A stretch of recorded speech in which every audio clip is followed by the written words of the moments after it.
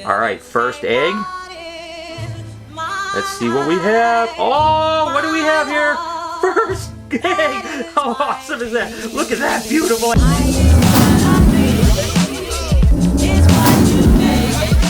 Hey, good morning everybody. Welcome to the vlog. Phoebe, what's your favorite type of vlog? Phoebe, what's your favorite type of vlog? Egg cutting vlog. Your favorite type of vlog? Huh?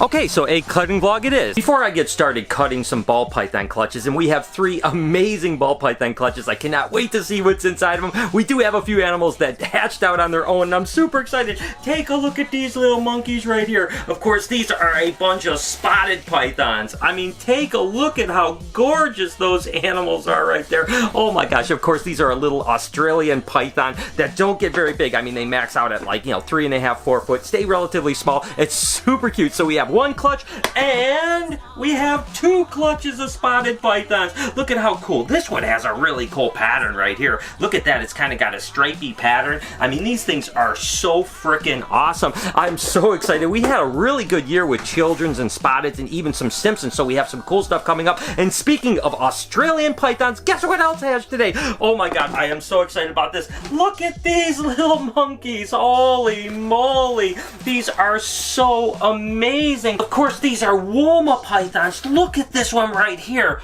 Holy cow, that thing is gorgeous. I mean, just look at how light they are. And then we have some with really dark pattern. And look at the eye pattern on these guys. Oh my god, I absolutely love Woma pythons. These guys are absolutely incredible. Okay, what do you say we go ahead and just jump right in and start cutting some clutches? Alright, so before I get cutting, let's start by saying a lot of people have asked me, like, why do you cut eggs? The truth is, it just gives a little bit better chance for those eggs to hatch. When you start combining a bunch of different mutations, there's always a chance that maybe babies are a little bit weak, maybe they don't have an egg tooth. The truth is, there's an argument to be made, well, if they shouldn't hatch, they shouldn't live. I get it, but the truth is I've been cutting eggs responsibly now for over 20 years and I really don't see any harm with it. That being said, I understand the other side that says you shouldn't cut eggs. I get it 100%, but I actually enjoy it. Not only am I trying to help increase the odds of the hatch, but I'm also pretty excited about it. Again, responsibly means that you probably only cut in 2, maybe 3 days early. People that cut 10, 12 days early, probably not responsible, but hey, I'm not here to judge. I'm just telling you what I do. So let's go ahead and just jump into this first clutch, which is a chocolate pinstripe bred to a chocolate banana spinner. So we should get some really cool stuff. Let's see what's in these eggs. Okay, so let's get into this first egg. Let's see what we got. Let's see what we got. Oh, let's see right here. Oh, okay, this is interesting. This is actually, oh, okay, you see what that is right there? Okay, that is actually a banana spider, which is completely plausible because, again, the chocolate banana spinner is a chocolate, it's a banana, it's a spider, and it's a pinstripe. Now, this could actually be a banana chocolate spider. I just can't tell until it hatches out. Let's move on to egg number 2. What I really want is a chocolate banana super spinner. Ooh, what is this? What is this? Oh my gosh. Holy cow, guys, I think this is it. I think this is actually the super chocolate banana spinner. Oh my gosh. That is exactly what I was hoping to hit. I can't say for sure this is what it is until it hatches, but I am almost 100% sure because you can see it's definitely a banana and it looks like it's completely patternless. I have a feeling that this is exactly what I was shooting for. Oh my gosh, that is so awesome. We hit it in the second egg, but until it hatches, we don't know. Let's move on to the third egg. Who knows what we're gonna get? I tell you what, after that egg, it's hard to imagine getting something better than that. So far, it's been a pretty amazing little clutch. Okay, what do we have here? Oh, that's a really pretty animal right there. Oh yeah, that's amazing. That is definitely a banana chocolate pinstripe. So far we've hit all bananas. I mean, that's pretty crazy in itself. We've had some pretty amazing ones. I cannot wait till these babies come out. 2 more eggs. Let's see if we can keep on a roll here, guys. Oh, let's see. Come on. Give me some good stuff here. Oh, let's see what we have. Okay, alright. This looks like either just a spinner or potentially a chocolate spinner. It's really hard to say. I mean, definitely not a banana, but it's still really pretty. And last egg. Let's hope we get something really crazy in this one. Come on, come on. Snake odds, snake odds. What do we got? What do we got? What do we got? Okay, here we go. Oh, wow. Okay. Oh, this is actually really interesting right here. Look at how beautiful that is. That is actually a banana chocolate ball python, and it could actually be a pastel, because there could be some pastel in some of these genes. Regardless, that is really pretty. I love the banana chocolate stuff. So that's going to be a really beautiful snake. Not a bad way to start the day. That's one clutch down, 2 more to go. And look at here, guys. This guy's already just hatched out. This morning when I pulled these clutches aside to go ahead and cut them, there were no babies hatched, and these 2 eggs are already starting to pip. So let's go ahead and see what's in them. This is actually that same breeding that we cut the last time, which was a ghost bred to a ghost pastel cypress, as well as a mimosa, which is a ghost champagne. So it could be dual fathered, it could be one father, who knows. Let's go ahead and see what this little monkey that's already cut its eggs looks like in here. Okay, you know what this one is? This is just a pastel ghost ball python. That's really beautiful. So it's a codominant pastel with a recessive hypo ghost gene. So that's really pretty. Let's hope that ghost black pastel cypress fathered some of these eggs too. Now what's interesting is that the mimosa was not a pastel. So this one was definitely fathered by that animal. It just didn't have the cypress gene expressed. So let's move on to the next egg. You can see this one here slid as well. So we're going to go ahead and just open it up and see what's inside of this little monkey right here. Oh, there you go. What do we got? Oh, look at that. Look at that. It's another ghost pastel. So we hit 2 ghost pastels so far out of 2 eggs, which means that the ghost black pastel cypress definitely was the father of those 2 eggs. So let's hope that some cypress stuff comes out of these last 3 eggs. And here we go. What do we have? It's so awesome. Every time you open up an egg, you just never know what you're gonna get. It's so exciting.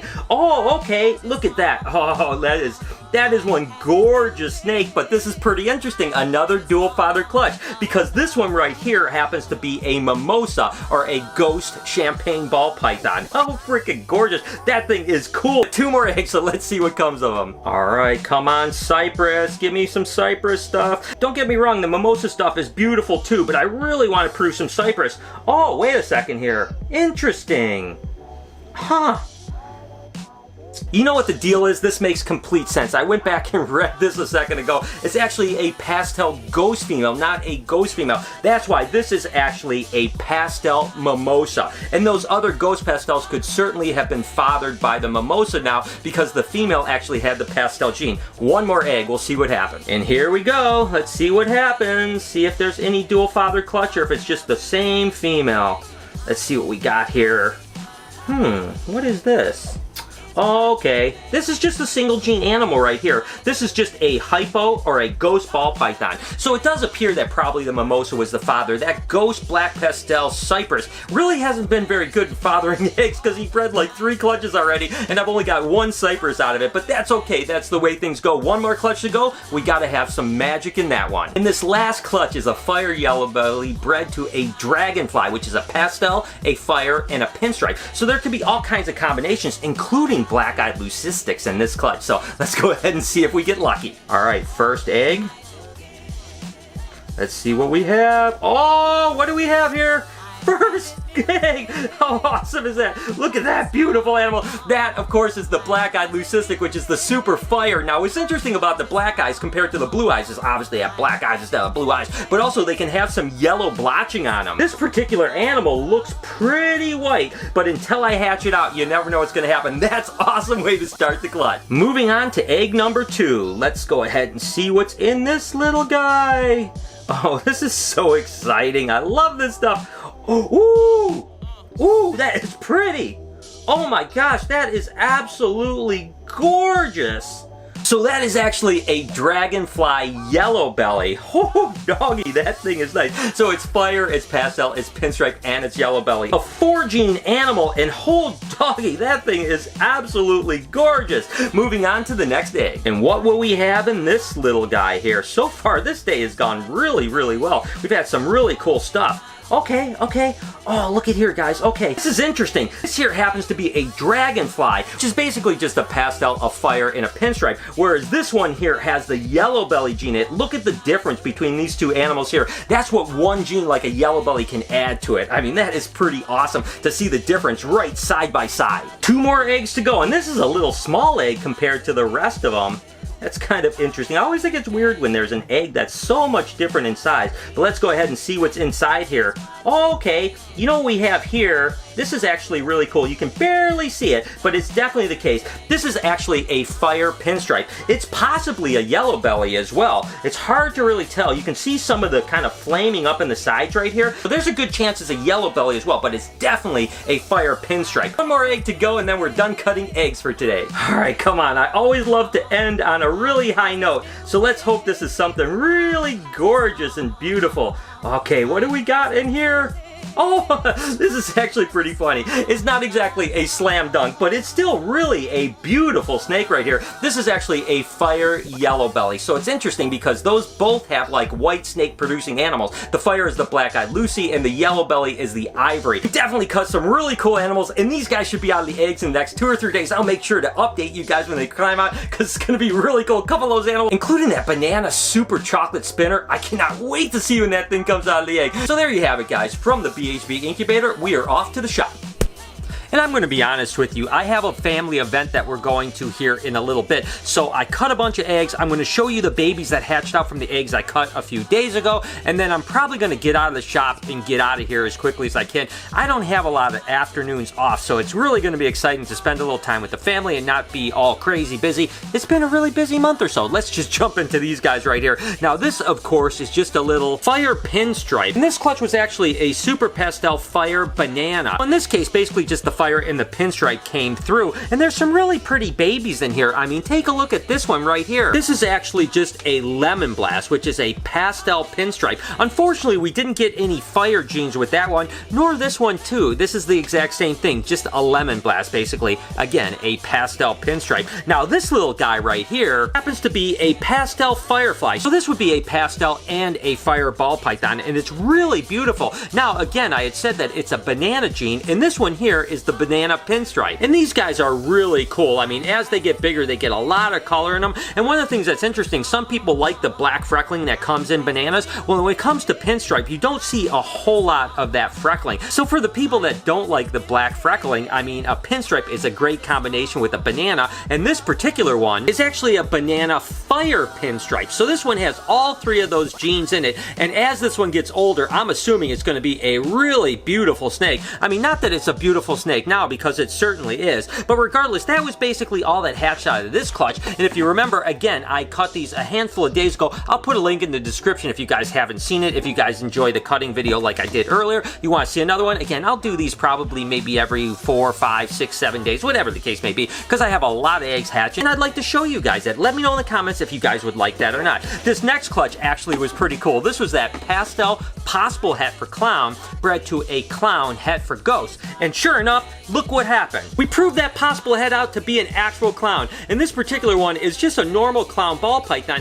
that would be possible het for ghost, because again, the ghost is a recessive, and the fact that it was a pastel het for ghost means that it's a 50% probable het for ghost. Not that I'll even probably sell it as that. Fact is, it's just a really beautiful clown. And then I got a handful of these guys here, which are actually pastel 100% het for clown and 50% possible het for hypo or ghost. This one here has got a super neat pattern. I mean, just take a look at that stripe down its back. I mean, that thing is absolutely wicked. I love these guys, and that's the thing that's really cool about clowns. Of course, it's a recessive mutation. It's one of the more kind of popular recessive mutations when it comes to ball pythons. People are always looking for them. As a matter of fact, there's stuff like the Pompeii Project, the Magma Project. Of course, there's the Batman, all kinds of cool stuff, and they're all related back to clown. Clown and pied seem to almost be like the most interesting recessive mutations, outside, of course, sunsets. I mean, let's face it, there's a ton of cool stuff, so I'm just going to stop it there. Clowns are popular. That's all you guys need to know. And you can certainly see why clowns are so popular when you see an animal like this.